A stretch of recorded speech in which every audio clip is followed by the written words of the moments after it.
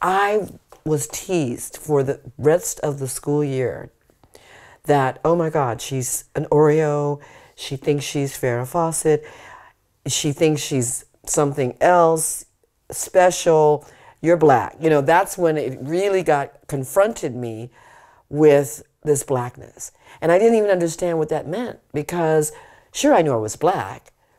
I understood that, of course, but the consciousness that was missing. I believe that Africa is the seed of the world. Like, literally, we are seeds, and you can see that in any art form, in any way. What do you think about that concept of being a seed, like Africa being a seed of sorts? Well, I think it's been proven that the origin of all humanity started in Africa. The oldest, remains have been discovered.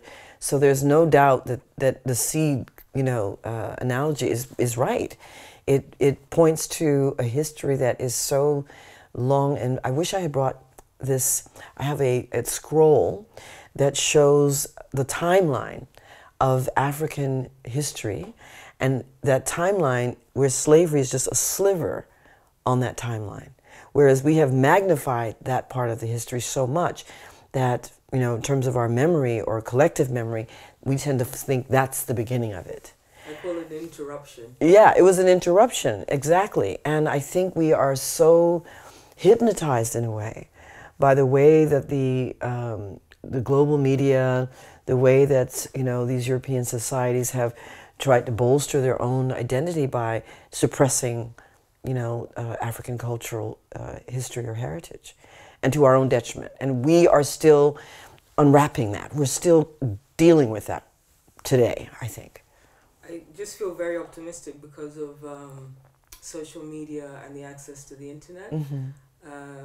I believe for myself, researching the images has become much easier and faster, and it's made my life, I can find people who are interested in the same area of research as myself. So do you feel like there is going to be a shift, a greater shift now because we have access to information online? There's no question that the information age and social media has accelerated the rate and the speed at which we can gain access to that knowledge. But at the same time, we have to be careful because that sort of fast food knowledge centers that we find on the internet can lead us to misinformation. So we cannot forget that the primary sources of knowledge, and they still exist, that we have to be sure that we access that too, which is not necessarily as fast as the internet because you still have to go open a book. You still have to read.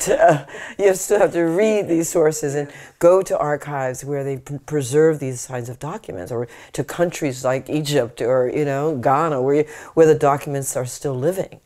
And that's, for me, the fear of the internet information age is that we stop sourcing these kinds of knowledge. I had some questions that I asked each diamond that I interviewed. I would ask them one question. When was the first time you realized that you were black? Not in the sense of not being aware of your race, just the term, just hearing. Now you want me to cry, right? Because the story is really it's funny, but it's a traumatic time for me, to be honest. Because when I was growing up, I grew up in California, and I didn't grow up with access to my family very much then. I mean, I knew of their existence, but I didn't have a very strong sense of my identity then. And I grew up in a very white environment, Asian. I was, went to Japanese schools when I was very young. So for me, in terms of my black identity, I didn't have that in the very beginning. I was shocked into it when I made a terrible mistake one day. And this was at the time when Farrah Fawcett and the Charlie's Angels, then the Farrah hair, you know where I'm going with this, right? The Farrah hairdo was a big thing. And I was wearing that because I had long hair. And I was at school one day, and I just happened to quip about making a comment that, oh my God, I look like Farrah Fawcett today. And this was the first school that I went to that was predominantly a black school, where most of the students there were of color. I was teased for the rest of the school year that, oh my God, she's an Oreo, she thinks she's Farrah Fawcett, she thinks she's something else special, you're black. You know, that's when it really confronted me with this blackness. And I didn't even understand what that meant because, sure, I knew I was black. I understood that, of course, but the consciousness that was missing. And from that moment on, I started asking my mother, who couldn't identify with it either because she was Surinamese.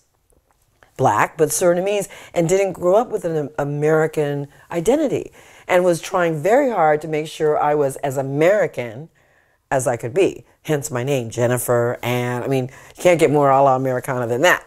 So it took me about 10 more years from the time I was about 10 when that happened till I, entered college to understand what the kids were teasing me about and to embrace my African identity. Wow. That journey between that moment of being teased and shamed to understanding that black is beautiful, I'm black and I'm proud, black like me, and in feeling empowered by that. That was a book by itself. Wow. It's always interesting.